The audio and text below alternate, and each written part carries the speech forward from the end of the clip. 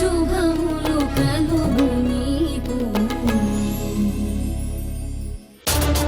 వాడి చావులు ఇరుక్కున్న వాళ్ళు కాదు నిజమైన నేరస్తులు. వాళ్ళలా ఇరుక్కున్నారని నీకు తెలియగానే చూసావా, ఇదిగో నువ్వు సంతోషంతో స్వీట్స్ తీసుకొచ్చావే, నువ్వు నీలాంటి ఆలోచనలు ఉన్న వాళ్ళందరూ వాళ్ళు నిజమైన నేరస్తులు. ఇంకొకసారి నువ్వు వారాహి గురించి వాళ్ళ ఫ్యామిలీ గురించి తప్పుగా మాట్లాడావంటే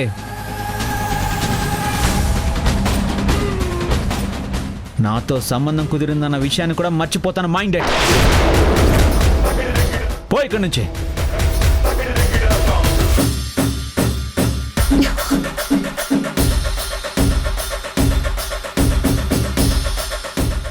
నీకు వాళ్ళు మొత్తం ఇంకా దిగలేదు, నాకు తెలుసు. ఆ నిజాలు బయటకు వచ్చాక అప్పుడు చెప్తాను నీకు సమాధానం.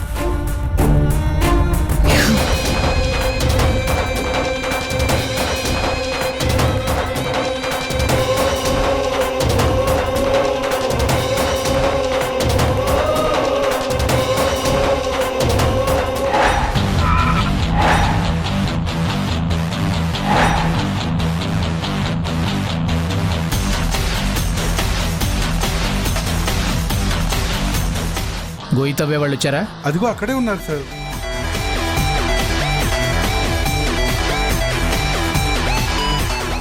ఆ ప్లేస్ ఎక్కడో చూపించండి.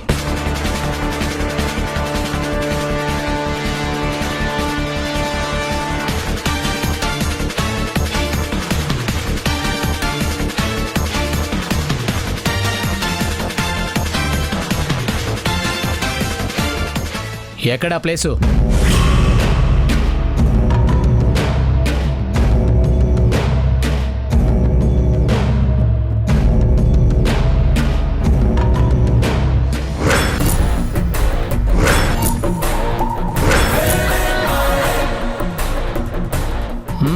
తవ్వండి.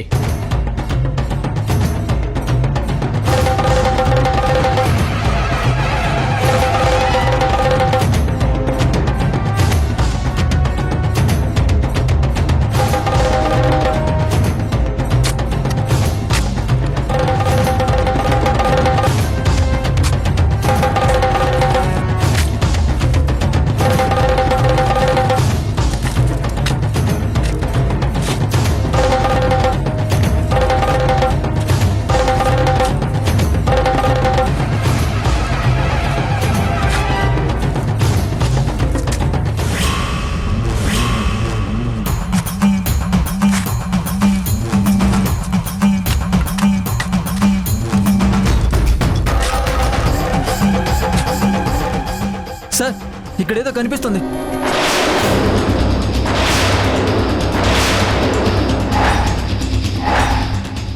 బయటికి తీయండి.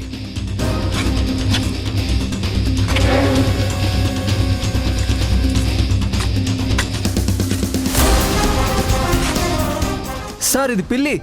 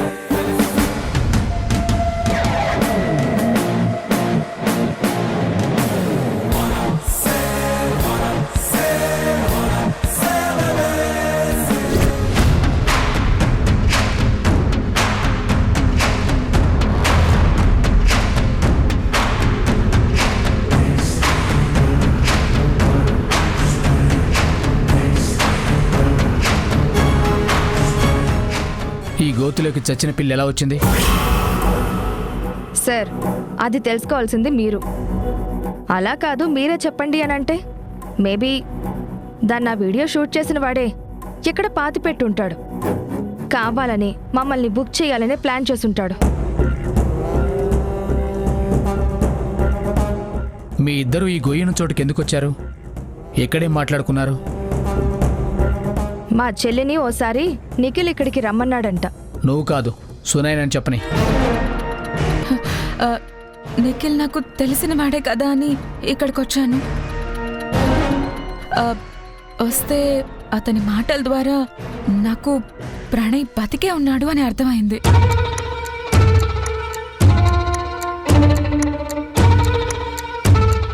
అప్పుడే నిఖిల్ నన్ను ఇక్కడికి తీసుకొచ్చి ప్రణయ్ తను ఇక్కడే కూర్చుని కాఫీ తాగుతామని చెప్పాడు. ఏంటి, ఇక్కడ కూర్చొని కాఫీ తాగుతామని చెప్పాడా? నేను మా అక్క కూడా అదే మాట చెప్పాను సార్.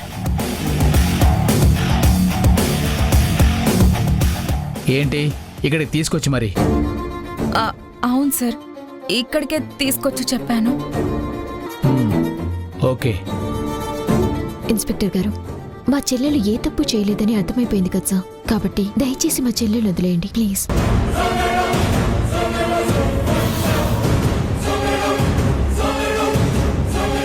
సార్ మమ్మల్ని ఇందులో ఇరికించాలని ప్రణయ్ ఇదంతా ప్లాన్ చేశాడు సార్. అతను చాలా డేంజరస్ క్రిమినల్ అని అనూష మేడం కూడా చెప్పారు. ముందు అతన్ని పట్టుకోండి, తర్వాత అన్నీ బయటకు వస్తాయి. ఓకే, మీరిక సునైన్ తీసుకుని వెళ్ళిపోవచ్చు. Thank you sir. వారాహి, సునైనని తీసుకువెళ్ళు.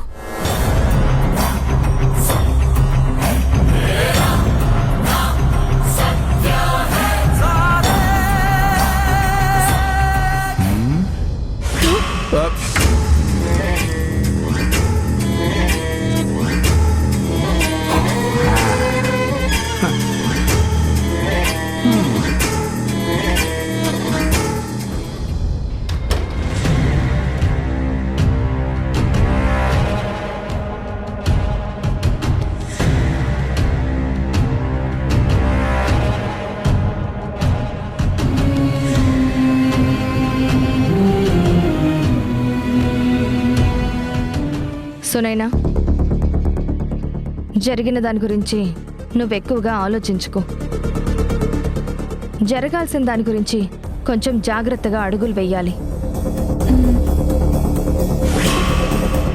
ప్రణయ్ మళ్ళీ నీకు ఫోన్ చేస్తే, నిన్ను బెదిరించాలని చూస్తే నువ్వు అస్సలు భయపడద్దు.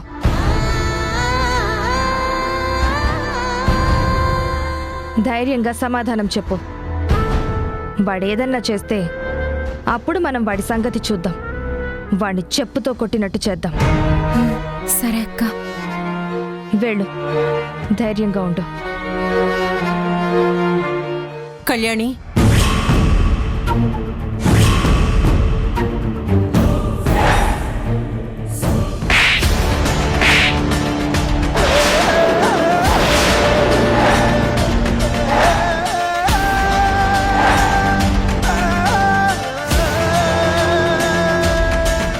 అమ్మా, నువ్వు చేసుకున్నావా?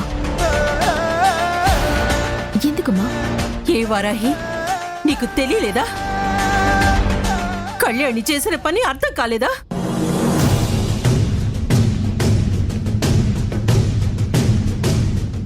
ఏమనుకుని ఇదంతా చేశావు నువ్వు? నేను మిమ్మల్ని ధైర్యంగా బతకమని పాఠాలు నేర్పాను, తెగించి బతకమని కాదు. అమ్మా, మనం మధ్యతరగతి మనుషులం. మన ఇంటి నుంచి 1కి 10 సార్లు ఓ ఆడపిల్ల పోలీస్ స్టేషన్కి వెళ్ళింది అంటే 10 మందిలో మన పరిస్థితి ఏమవుతుందో ఒక్కసారి ఆలోచించావా?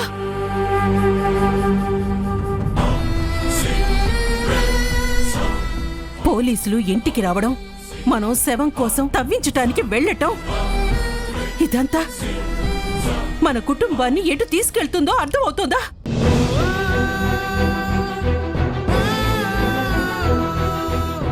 నీ చెల్లెలు చేసిన పని వల్ల ఓ మనిషి ప్రాణాలు ఉన్నాయో పోయాయో తెలీదు. అమ్మా అతను బ్రతికే ఉన్నాడమ్మా. అదతను దొరికే వరకు అనుమానమే కదా.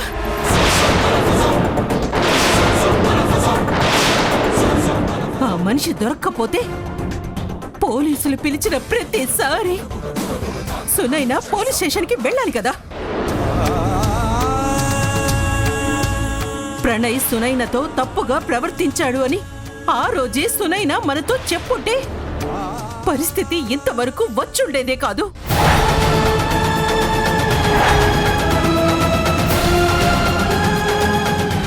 ఆ తర్వాతైనా సునైనా ఇలాంటి పరిస్థితిలో ఉంది అని నువ్వైనా మాకు చెప్పుంటే కనీసం మనందరం కలిసి ఆలోచించి ఆ ఆపద నుండి బయటపడేలా ఆలోచించే వాళ్ళమేమో.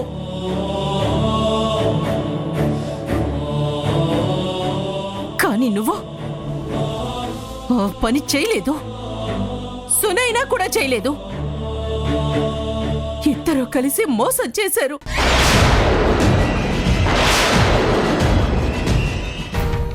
ఈ అమ్మని మోసం చేశారు. అమ్మా లేదమ్మా. అమ్మా కుటుంబ సభ్యుల మధ్య రహస్యాలు ఉండకూడదు అన్న నియమాన్ని రోజు చదువుతూ కూడా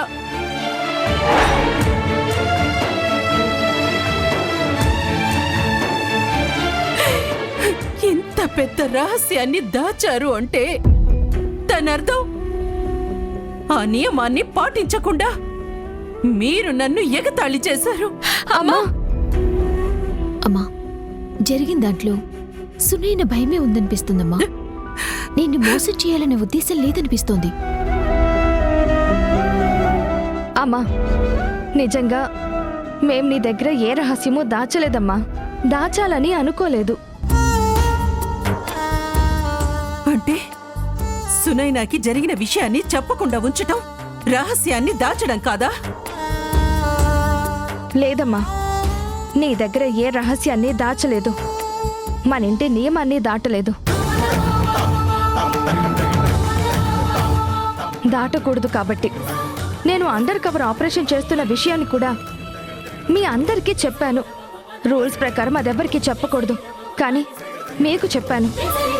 కానీ ప్రణయ్ని సునైనా కొట్టిన విషయం, నిఖిల్ చనిపోయిన విషయం ఇవేవి నువ్వు మాకు చెప్పలేదు. చెప్పకూడదమ్మా.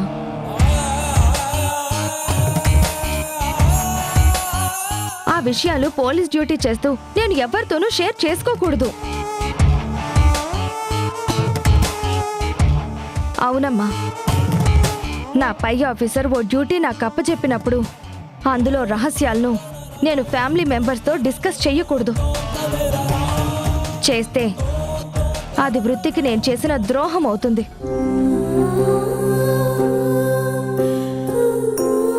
అది నువ్వు కూడా ఒప్పుకోవని నాకు తెలుసు. అందుకే కొంతవరకే నేను మీకు చెప్పగలిగాను. అమ్మా, ఒక్క విషయం చెప్తున్నాను. చెల్లి గాని నేను గాని ఏ తప్పు చెయ్యలేదు. ఆ దుర్గాదేవి మీద ఒట్టేసి చెప్తున్నాను.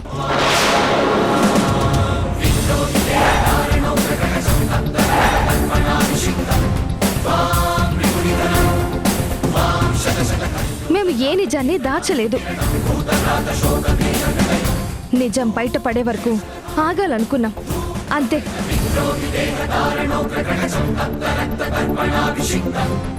ఇప్పటి వరకు చెల్లిని కాపాడుకోవడానికి నేనేం చెయ్యాలో అది మాత్రమే చేశాను.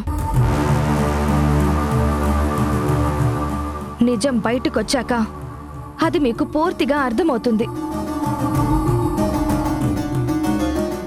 ప్లీజ్ అమ్మా, మమ్మల్ని నమ్ము. ఇంతకు మించి మమ్మల్ని ఏమీ అడగొద్దు.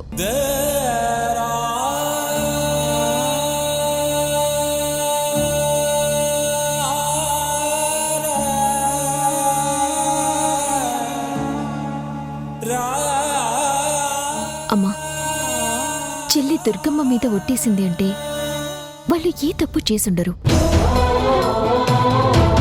నిజంగా నిజంగా సునైన కష్టంలో ఉన్నప్పుడు కళ్యాణ్ని కాపు కాసి సపోర్ట్ చేసి ఉండకపోతే ఈ పాటికి సునైన ఏమైపోయేదో ఒక్కసారి ఆలోచించు.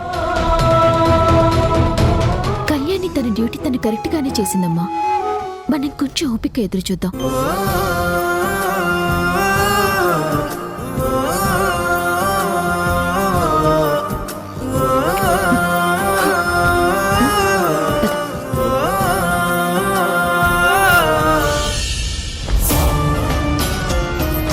ప్రణయ్ మర్డర్ కేసులో ముద్దాయిగా అరెస్టైన సునైనాను ఆ నేరం తను చేయలేదని పోలీసులు విడిచిపెట్టేశారు.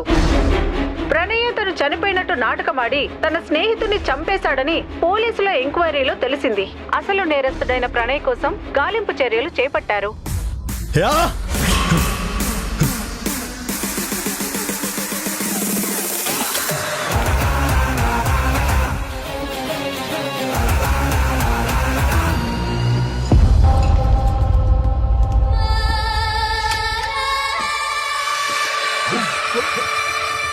ఇక ప్రేమతో కాదు, మారిపోవాలి. ప్రణయ్ అంటే ప్రేమే కాదు, పిచ్చని కూడా అందరికి తెలియాలి. ఇన్ని రోజులు దాన్ని ప్రేమతో పొందాలనుకున్నాను. ఆ ప్రేమతోనే అరెస్ట్ చేయించారు. ఇప్పుడు నన్నే బయట పెట్టేశారు. పోలీసులు నా కోసం వేట మొదలు పెట్టేశారు. వాళ్ళు నా దగ్గరికి వచ్చేలోపు నేను వేటాడేయాలి. సునైనా కళ్యాణినే కాదు, మొత్తం ఆ ఇంట్లో వాళ్ళందరినీ కలిపి వేటాడేయాలి. చెప్తా.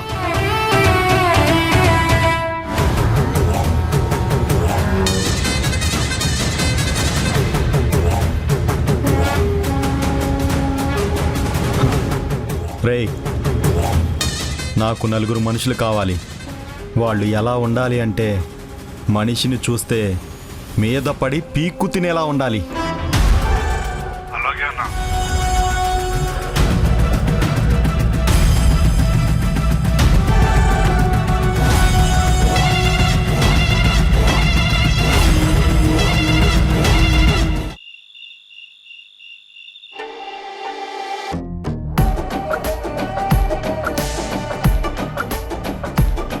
చచ్చా, ఇంత కష్టపడి సునైనా నిరికిస్తే ఆ పోలీసులు ఈజీగా వదిలేశారు. వాళ్ళకి రుజువులేమీ దొరకలేదంట కదా, ఇంకా వదిలేక ఏం చేస్తారు? ఏం రుజువులురా? వాడెవడో మనకి అంత మంచి వీడియోలు పంపించాడు. వాటిని పెట్టుకొని పోలీసులు కరెక్ట్గా విచారణ చేయాలి కదా. నాన్న, నీకు వీడియోలు పంపించిన వాడెవడో చాలా తెలివైనోడు నాన్న. వాడి పని జరిపించుకోవడానికి, పగ తీర్చుకోవడానికి నిన్నొక కొరియర్ బాయ్లో వాడుకున్నాడు. నువ్వు మెయిన్ విలన్లా కాకుండా సైడ్ విలన్లా ఒక కమెడియన్లా చూశాను నాన్న. నువ్వేమో పెద్ద సలార్ల విలన్లా ఫీల్ అయిపోతున్నావు. రేయ్, వాడెవడో వాడు ఏమనుకుంటున్నాడో నాకు తెలియదు. నువ్వు మాత్రం నన్ను తక్కువ అంచనా వేయకు. ఎక్కువ అంచనా వేయడానికి ఏముంది నాన్న నీలో? రేయ్, నీకు తెలియదురా. నేను పైకి ఒకలా కనిపిస్తాను, లోపల వేరేవాడున్నాడు. ప్రతి ఒక్కడు ఈ డైలాగ్ చెప్పడమే. ఇది చెప్పడం ఈజీ కదా కుమారా. నేను మాటల మనిషిని కాదురా, చేతల మనిషిని. ఏం చేసావు నాన్న? ఏం చేసావు? ఇప్పటివరకు ఏం చేసావు చెప్పు. నాకేమైనా కోట్లు సంపాదించి పెట్టావా? కోట్లున్న అమ్మాయిని నాకు పెళ్ళంగా చేయగలిగావా? కనీసం దాన్ని మనసన్న మార్చగలిగావా? లేదు. ఆ అరుంధతి కాళ్ళ చుట్టూ కుక్కలా తిరగడం తప్ప ఏమైనా చేసావా? ఏమైనా చేసావా అని పెద్ద పైకొకటి లోపల ఇంకొకటి అని పెద్ద డైలాగులు.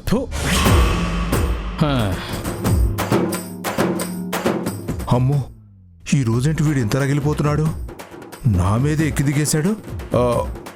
టైం బాగోకపోవడం అంటే ఇదేనేమో. ఛ, సమయానికి ఇది కూడా పనిచేయటం లేదు.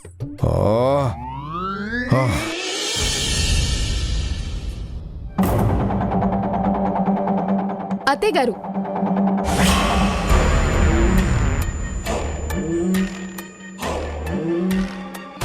ఒక నిమిషం మీతో మాట్లాడొచ్చా? ఏంటి పని? మీరు నిన్న నాకు ఒక సలహా ఇచ్చారు. అత్తయ్య గారు హోదాలో ఇచ్చిన సలహా కదా, చాలా సిన్సియర్గా పాటిద్దామని నేను ట్రై చేశాను. సీరియస్గా రీల్ చేద్దామని పోలీస్ స్టేషన్కి వెళ్దాం అనుకున్నాను. కానీ ఇంతలోనే పోలీస్ వాళ్ళే న్యూస్ ఛానల్కి ఓ రీల్ రిలీజ్ చేశారు. అది చూడగానే షాక్ అయిపోయాను. మా అత్తగారి మాట పాటించే మంచి అవకాశం మిస్ అయిందే అని బాధపడ్డాను. ఊకదంపుడు మాటలొద్దు, ఉన్న విషయం సూటిగా చెప్పు. నావి ఊకదంపుడు మాటలో ఉన్న మాటలో ఇదిగోండి, ఇది చూసి చెప్పండి.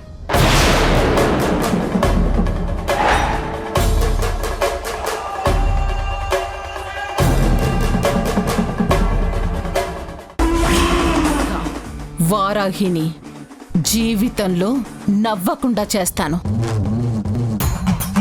ఎవరైనా సరే నా కూతుళ్ళ జోలికొస్తే ఊరుకోను.